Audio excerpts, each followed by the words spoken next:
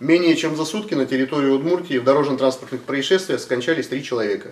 В первом случае происшествие имело место на 37-м километре автодороги Ижевск-Старапул, где около 17:00 31-летний водитель, управляя автомобилем ВАЗ-2109, находясь в состоянии алкогольного опьянения, права управления мужчина не имеет и ранее также задерживался в состоянии алкогольного опьянения.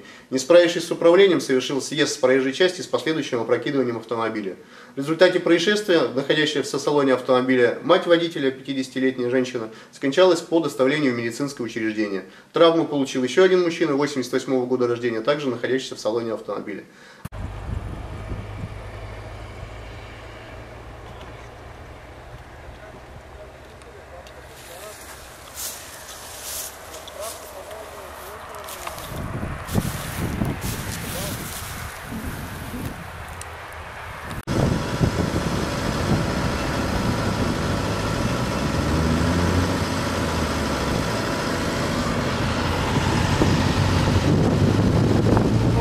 Который он расписался. Его что, выключать будете? Еще раз, с кем вы передвигались? А как выключать? С мамой. Еще кто с вами был? Максим, как выключать? С мамой и с подругой мамы. А в курсе, что они получили тяжелые травмы, госпитализированы? Не. Что? Не в курсе. То есть вам безразлично абсолютно? Нет, вы за их что? состояние? Ну вы что, бля? А в таком состоянии за руль сели? То есть